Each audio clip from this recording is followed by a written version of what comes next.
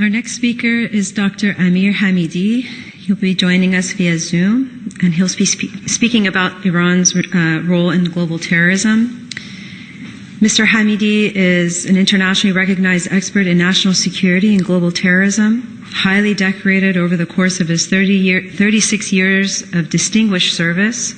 He consistently represented the U.S. Department of Justice and supported the prosecution of a broad range of both domestic and international crimes. Dr. Hamidi is also considered an expert on Middle East affairs. He devotes his time and expertise to raising awareness about the brutality and human rights violations committed by the Islamic Republic. Thank you, Dr. Hamidi, for your service, and we look forward to hearing from you. Thank you, the National Press Club. Thank you, Ms. Kesrai. Good morning, ladies and gentlemen. I am honored and humbled to address the members of the media, speakers, and the guests. On behalf of millions of Iranians, I would like to relay their voices and their dire circumstances. Islamic Republic of Iran continues to be one of the most brutal and oppressive regimes in the world, and the leading implementers of the death penalty. Iran is also the leading state-sponsored terrorism, as Honorable Kian beautifully addressed. Since the inception, the Islamic Republic of Iran has shown their tendencies 9 months into the regime. They stormed the American embassy in Tehran, held 52 hostages for 444 days. Since then, this regime wants to export Islam globally. They started their terror machine with the security intelligence forces, creating the Sepah Quds or Quds forces and IRGC. They bombed both the American and French military base in Beirut and Khobar Tower in Saudi Arabia, and also caused explosion in Argentina, Thailand, India. They also conspired to assassinate the Saudi ambassador in the United States.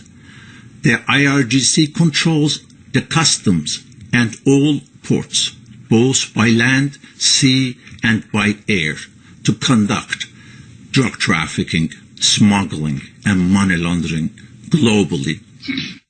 The IRGC has implemented costly enrichment project and the production of missile weapons for nuclear use and military intervention in the Middle East. They also deliver modern weapons and large financial and logistical donations to the terrorist organizations such as Hezbollah, Hamas, and Islamic Jihad. Militant groups such as the Popular Mobilization in Iraq, the Kata'ib Party in Iraq, the Al-Ashtar Brigades in Bahrain, the Taliban in Afghanistan, the Houthis in Yemen, and terrorist groups in Africa, South America, and finally, protection of Bashar al-Assad in Syria. It has left Iran deprived of its wealth and poverty. Unemployment, hunger, homelessness, prostitution, addiction, suicide, and organ trafficking are prevalent among the Iranian people. Iran had executed at least tens of thousands of people since 1980 on a vaguely defined national security crimes of enmity against God, growing corruption on earth, and armed rebellion, and hundreds of people on espionage charges. Iran courts fall short of providing fair trials and use confession obtained under torture and evidence in a court. Authorities have failed to meaningfully investigate numerous allegations of torture against detainees. Authorities routinely restrict detainees' access to legal counsel. particularly during the initial investigation period. The IRGC intelligence organizations continues to arrest Iranian dual and foreign national on vague charges as cooperating with a hostile state. Iran continues to repress their own people. Iran has not stopped or confronted these serious rights violations, while Khamenei continues to greenlight this rampant abuse. The longtime prosecutor and present Chief Justice of Iran, Ebrahim Raisi, is selected by Khamenei as Iran's rigged president. As we all know, the Raisi has been accused of a variety of well-documented crimes against humanity. The climax of this bloody decade occurred in 1988, when several thousand political prisoners were slaughtered and subjected to a collective purge. The bloodbath was orchestrated and implemented by a 4-person committee known as Death Squad by Iranians, appointed by the first leader of Iran, Khomeini. The Death Squad was mandated to exterminate all political prisoners who had previously been subject to unfair legal proceedings and were serving their prison sentences.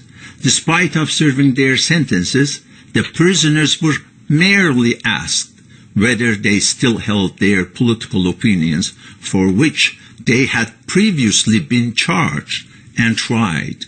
If they answered affirmatively, they were executed on an extrajudicial basis.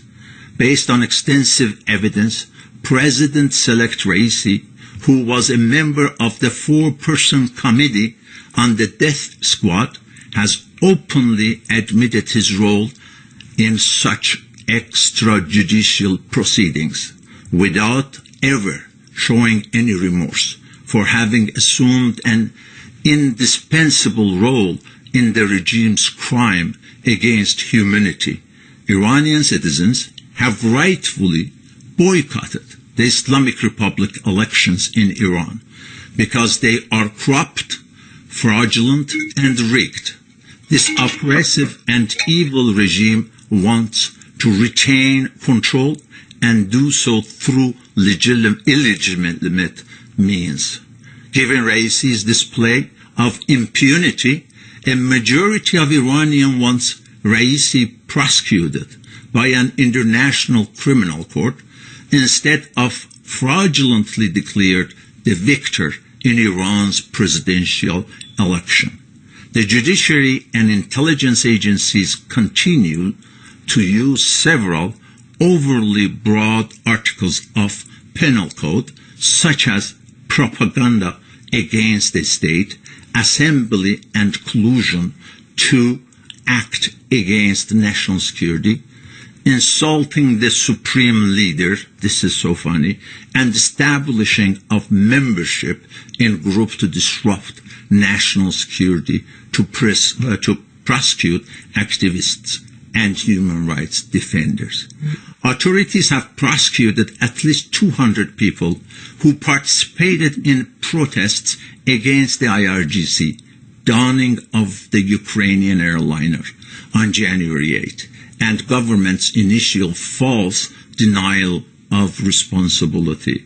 Judiciary Chief and President-elect Raisi described himself as a defender of human rights, but his involvement in the 1988 mass execution of several thousand political prisoners, but as we all know, he is a mass murderer. This is like putting a bank robber as a bank manager. Before even he gets sworn in his office, Raisi said, the United States must lift all oppressive sanctions against Iran. When asked about Iran's ballistic missile program, and its support of regional militias, Raisi described the issues as non-negotiable. Raisi, a follower of Iran's supreme leader, Ali Khamenei, has been sanctioned by the United States over his involvement in the mass execution. As such, Iranian demands the international community heed to concerns of Iranian citizens and consider the most appropriate means to hold Raisi to account for his heinous crimes. The United Nations and all leaders of powerful and civilized nations should condemn the current Iranian regime and prosecute him for being leading state sponsor of terrorism, human rights violation, and crimes against humanity. I thank you allowing me to speak for you here, and because I believe it is an honor to address these very critical issues facing Iranian citizens today. Thank you.